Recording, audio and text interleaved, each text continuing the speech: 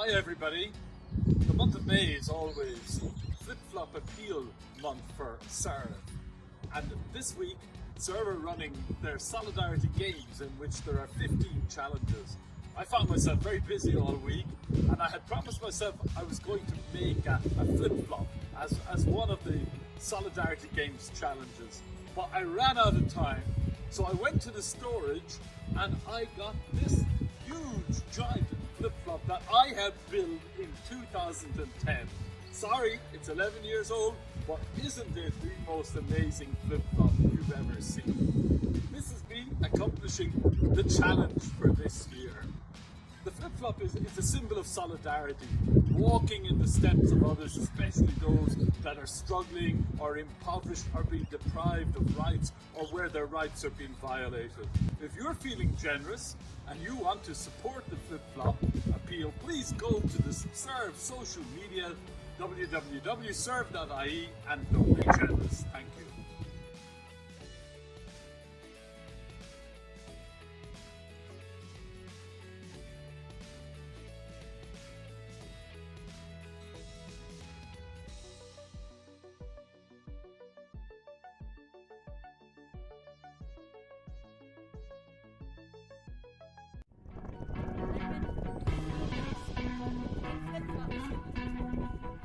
Three, two, one, go!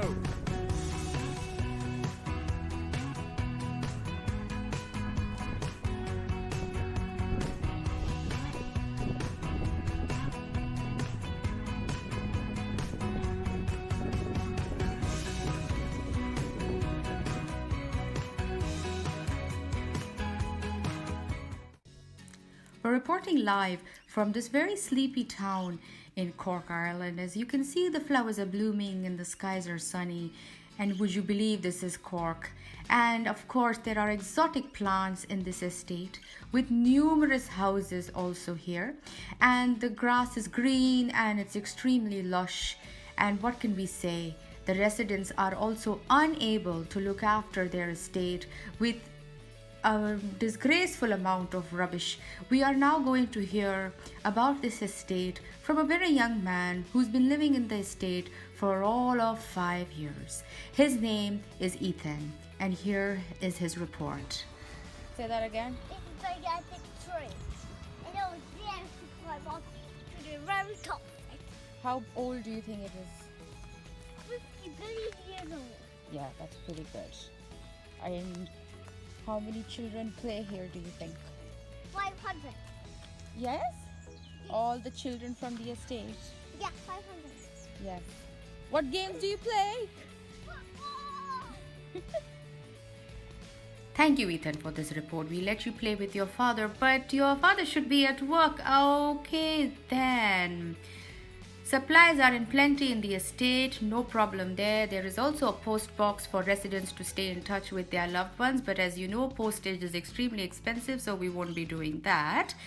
And it says that customer parking only, but we noticed that some of these people were just non-customers at all. And that concludes this report. Signing out.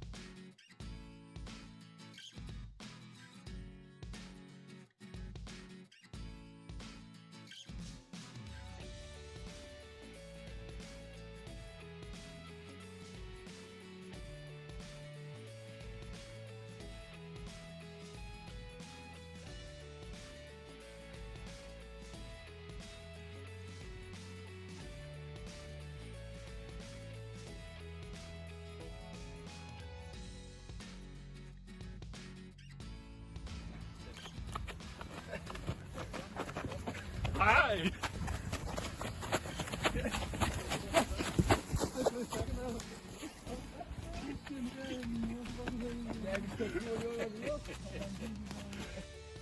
any word from the winner?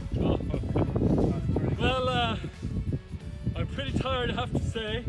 Twice the age of some of these young guys, and yet I beat them, all reserve. Nothing like solidarity and fire in your belly to pull things off. Well done. Oh, well done.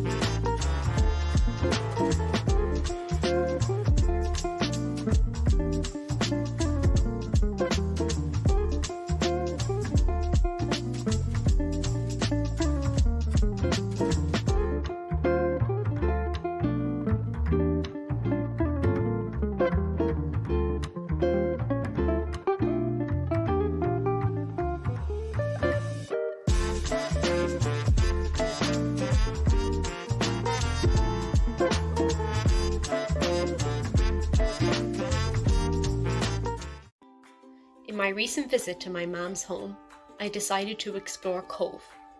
This is a view of Cove from Kennedy Pier, close to where the Titanic stopped. Its last port of call, 1912. St. Colman's Cathedral, that you can see in the distance, began its construction in 1868 and was not completed until over a century later in 1919. The architects were Puget and Ashland. A lot of you might be familiar with forts in Cork Harbour like Camden or Carlisle Fort, but today I will show you Cove Fort, also home of the Titanic Memorial Garden. On the way to the fort, we pass the old town hall on East Beach. Head along Harbour Row, and at the bottom of East Hill, take a look back at the town and see a chimney stack, which was the powerhouse of the public baths built in 1907.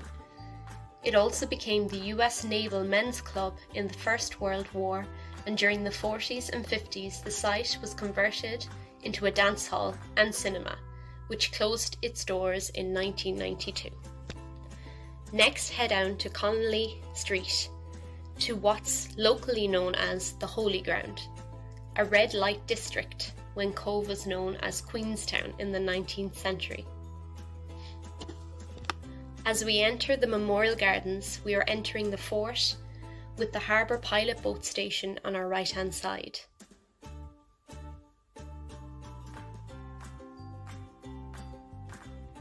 This memorial plaque looks out to where the Titanic would have docked.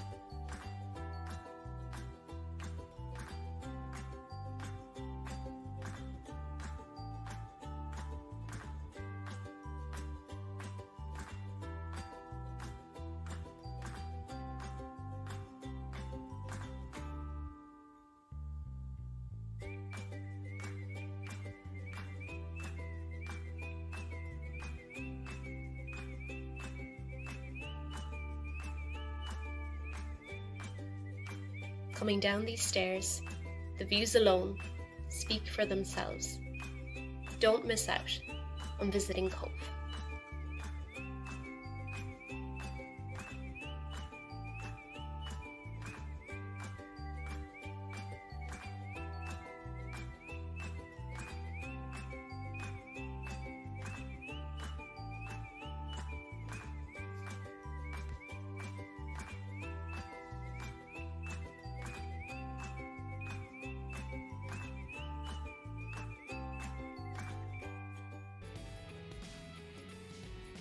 Kamusta, ako si Claire. Katrobang ko ang mga kaibigan kong Filipino. Mabuhay! Slanag Hispanak.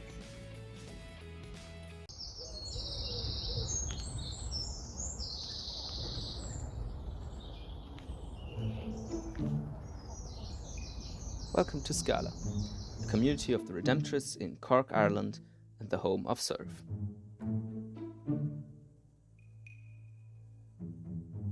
To the left, you see the house where the Redemptorists live in. Among them is Jerry O'Connor, chairman of Serve, and non-Redemptorist Constantine Becker, who works as a volunteer for Serve. To the right is the retreat center, where school classes would meet in non-COVID times. During the pandemic, it was used for multiple purposes. For example, the now internet-famous video of the Jerusalem dance by the Scala community in partnership with the Redemptorist teen nuns in Dublin and the Redemptorists in Brazil.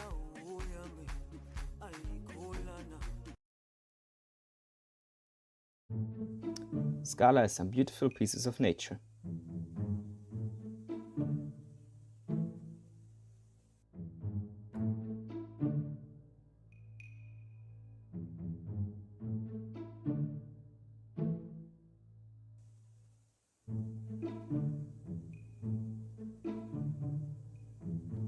Still, it rains sometimes.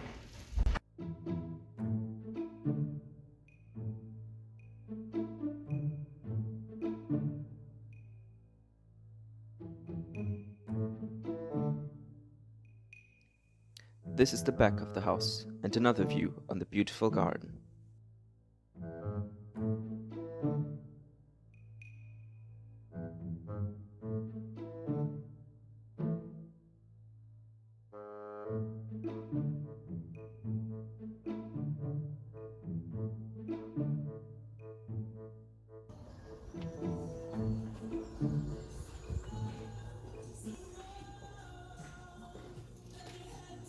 Scala's kitchen is always full of life. It serves as a vital function for daily life, the most important part being the coffee machine. Out of the kitchen, Scala has a comfortable lobby. If you go further down, you enter the conference room. There is also a community room, where rugby and GAA matches are watched with big passion. And since it's a Redemptorist community, there is also a prayer room.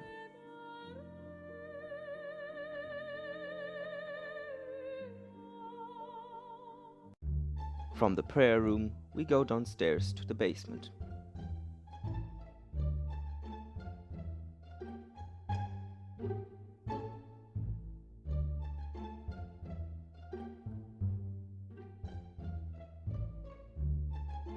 Here you can see the serve office, where under non-COVID times the serve team would work on a regular basis. You can see that it fulfills the slogan, "A happy office is a messy office."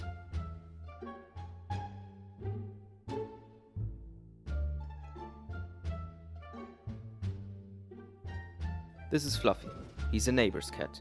He often comes to Scala to get food, just as in this moment. I hope you enjoyed this virtual tour of Scala.